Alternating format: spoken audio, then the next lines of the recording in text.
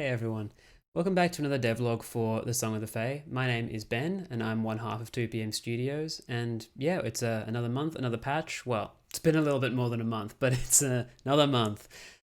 So I'm not gonna ramble too much at the start of this video. We're gonna just get into it and show you what we've been working on since we last spoke. Enjoy. Okay, so first, there's just some quick stuff I want to get out of the way before we actually show off the more, like, I guess, substantial features in this video. But one thing, tiny icon up here, it's now a little purple sphere with a screaming skull in it. I'll show you some more of that later. So we've changed the currency in the game. It was called, well, it wasn't called anything. It was a tombstone before, and it represented how many units had died on your run. And now it's like a little soul trapped inside a gem or whatever, and that's the new aesthetic we're going with, which is like just as, I guess, macabre, but it's pretty good. So I'm gonna try and like set up my party for some of the stuff that I want to show off today, but I'll just show you a few things first. So if we were to select some battle tiles here, and then I do this, so you'll see here I've got this begin combat button, and I've got this new thing next to it, which is once again this I guess screaming skull thing inside an orb. So this is Vim. Did I say the name of it before? I should have said the name of it before. Start over. Yeah, this is called Vim, which is the new currency. For doing these 3 combat icons in a shop, it will give me a particular difficulty of combat encounter, and I get 2 Vim for that. And you'll see if I were to unselect the shop and select another combat instead, I get 3 Vim now. And actually, well look, let's do, let me show you something else quickly too, before we get into showing off some of the new unit stuff. So if I pick these rewards and these punishments, we have some new UI for dealing with rewards and punishments. So let's just pick them up. Cool, we got it. So you'll see here, traits have a slightly different appearance in this one. There's little cards. So Blood Built, gain +1 attack for each friendly unique element deployed. And then you can see if I hover over each of my units, you can see their trait that pops out of them in this same style. So obviously, like, this guy's injured, which is a bad trait, whereas this is a good one, purple versus gold. I'm going to just give this one Blood Built, because it's obviously better. Centered, okay. So, you are guarded, which gives you a defense. You gain defense, you stay still. This is very good for a dog, because they don't usually move. You can hear my dog stirring under my desk, maybe. Let's give it to... You actually have... These guys are going to have to do the attacking, so yeah, give you that. And then this is the... because I picked 2 punishments, I'm going to get 2 of these too. So I'm going to undo all my hard work here, probably, where... Now, give that to you, and... well, actually, no, let's give that to you. So that was not a great actual move. I don't recommend taking punishments intentionally all the time, but you can if you want.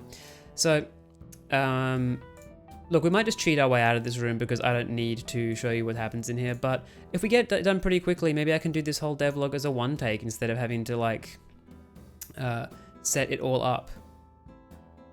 Cool, so I'll spawn in the units I know I need. So I'm gonna make 2 new units here, which are, oops, sorry, the Cleric and the Hunter. So the Cleric is this righteously like pointing dude, and the Hunter is this casually leaning individual with a hat on the scythe. Neither of them are on my side yet, I have to recruit them. Let me just think about this. You're not going to kill that, but you're gonna come in. Let's just remove this unit. We're cheating, obviously, because I mean it's a devlog. It's not a devlog if I'm not cheating at my own game. Cool, so we now have these units in our party. We're going to want them in the next room, so let's take them with us. Cool. Oh, we got a punishment because well, okay, I should have pointed that out in the UI, but I'll point it out on this next one because it'll be easier to see actually. Let's give this to... Sure, just keep giving it to the guy with the bad trait already. So if you pick, I'm in dev mode, so I can pick just random tiles that aren't next to me.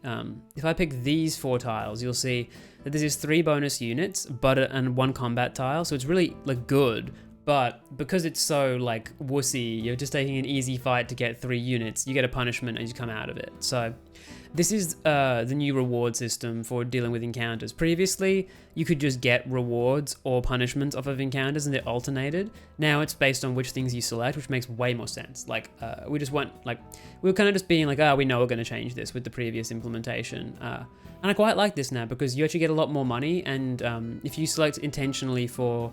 So let me unselect all these. If you intentionally pick sequences where you get 3 Vim each time, plus 1 Vim from every unit that dies, you can get quite a lot, and you can buy things with it. So let's earn some Vim and go and test these units out, and then I'll show you what else we've been working on after that. Okay, so we have our 2 new units here. We've got the Hunter, Omment the Injured in this case, and we've got our Cleric, Hatkim the Team Warded. So what do these units do? They both do something kind of similar and kind of different. I'm going to make sure that they don't die, so I'm going to remove 2 of these units up front, I think. And then can I... Yeah, so you can see here, I can move to these squares, or I can also mark any of these units here, or mark these. What does marking mean, I hear you say? Well, let's put a mark on this unit. So, what does it do? It makes this mark stay here, obviously, and that will stay with the unit even if they move. So what does it mean for the Cleric to mark a unit? Well, it's different for the Hunter and the Cleric, right? So for the Cleric, if this unit dies, which I will do by right-clicking on it, the right-click of Doom, that gives you an additional reward for this encounter if a unit that the Cleric has marked is killed. And that includes your own unit, so you can mark this unit and then get it killed intentionally to get a reward. And then similarly, but differently, the Hunter, who currently can't act because it's too far away, they can mark a unit, and that unit will be worth double the amount of money when it's defeated as a result. So if I move here, I think I'll be able to get the skeleton. Yeah, so I can mark the skeleton with the Hunter, and you'll see... Well, don't kill me. Yeah, you can see up here I've got 10. So normally you'd get 1 for killing one of these. Can I kill this legitimately, or do I have to... We can kill it legitimately, that's fine, yeah. So yeah, I got 12 this time instead of 10. So that's what the Hunter does. You basically can intentionally mark units and set it up so that you get extra Vim on each kill. And then the Cleric, like I said, reward. So we should get a reward when we come back out here. Yay, we got an extra reward, and that's an extra attack point. So we'll give that to, well, why not give it to the Hunter? So that's the Hunter and the Cleric. They work kind of nicely. You probably wouldn't pick both of them in one build like this. It's a bit heavy, but I mean, why not? It's a devlog. We can go hard. So what is, like, obviously rewards are good because they're rewards, but we have all this money. Like, what are we going to do with the money? Let me try and see if I can demonstrate to you the new kind of shop we've also implemented. So you'll see here, like, I picked 3 shops and a treasure chest because it still gives me a shop then and I get an extra reward. So I'll get 1 on the way in, a skill upgrade, we like that. So skill for these guys, that works differently, like, skill's different for every unit. For the Lancer, it's how much damage they do when they charge. For the Dog, it's how much they buff adjacent units. For the Merc, it's how much they randomly roll to add to their defense. For the Hunter, the skill is the range and duration of their mark, and similarly for the Cleric, it's the range and duration of the mark. So this number gets bigger, you can target lots of units on the map. I'm gonna give it to the Cleric. Increase attack, give it to the Hunter, why not? And then, okay, so we got a unit shop, which is not what I wanted to show you, but this is obviously one of the things you can spend money on. So you can see here, this interface has changed slightly and has the number of Vim required to buy a unit in it. But we're gonna go and try another shop because I want the good stuff, which I don't want to spoil until we get there, but let's just keep hoarding rewards while we do it. Increase skill, give it to the Cleric. Increase attack, give it to the Hunter. Just go. Hey, we did it. So this is the new kind of shop, and this is called an upgrade shop. So what do we have in here? We have traits, and we have stat upgrades. And you can approach these just like units and spend your hard-earned Vim on them. So, want some more defense? That's not layered quite right. There's got a big black overlay over the top of everything. That's okay. That's going in the devlog still. That's a normal kind of bug. We'll just fix that after. So give this more defense. Let's get a trait. What is this trait? It's sturdy, and we've got, well, sturdy's pretty good actually. Yeah, buy that, put it on this. I'm basically going to stack defense on that Lancer, and then we'll get a skill upgrade for the Cleric again, and go. Cool, so I'm going to try and demonstrate why this might be a reasonable way to play the game. Once again, cheating by not going through like the tiles I'm near, but like I said, you know what it is, it's a devlog, we only cheat here. It's all cheating all the time. So I want to bring in, if only he wasn't injured, I did a kind of stupid thing there, but take this, then put that there, put you maybe here, and then who's our next best unit? Maybe this is actually pretty good. So what we're going to do is take the Cleric and mark, this guy's going to die immediately, so if we mark you then you'll get killed and we get the item afterwards. So I think this is the way that, oh, the Bard got killed, that's not good. The Dog can take the fall for that. So like, now we actually have to win this encounter, which is going to be way harder. I was just thinking about like getting money before, which is obviously, you know, all that matters in this life is getting that money. Let's try this. Okay, so obviously that's, yeah, we can maybe get there if, so I want to mark this unit because I might be able to kill it. Oh, well, maybe not. But also maybe still.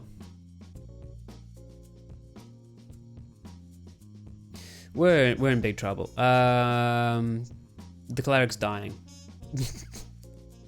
We can't do this very easily. This is going to expire in a second, this mark, I think, after this turn. Yep, we're going to lose all of our units. This skeleton's really strong. What the hell? What the hell, man? No. There's a little bit of a delay, but we are going to land on the game over screen, I think. Oh no, we've hit a black screen of death. That's good stuff. All right, so this was a really annoying devlog to record for some reason. Like, I guess everything that went wrong could go wrong, just like randomly things popping out of place constantly while I try and show you what we're currently doing. But anyway, it is what it is. We got there. What's next? That's the thing I always talk about at the end of these videos, obviously.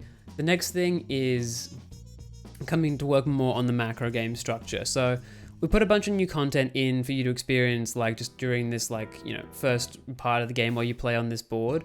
But the overall, like, what happens in this game as you play for a while stuff is what we want to work on. And I don't want to talk too much about that design until it's actually started to be implemented, because it's going to change a lot. But basically we're talking about putting in place the final boss and a whole bunch of like totally different and new mechanics, which should give us something like an actual start to end run, which that's what we're lacking right now. But I mean, if you've looked at the game, it's probably pretty clear that like once you cross this board and beat this boss, it's kind of the end of what we've got to show you, and it doesn't really feel like you've finished the run yet. Like in the same way that, you know, maybe in The Binding of Isaac, beating Mum isn't really beating the game except for the very first time you do it. There's a lot more to get to afterwards. So I guess that's like, I'm being so vague. I'm being so like unintentionally vague as well, because it's not like it's top secret. But yeah, I'm excited to show you what we're going to come up with over the next couple of weeks, because we're sort of pivoting away from this, like, we've been doing iterative improvement to what's already there, and we're going to sort of embark on a completely new thing now. And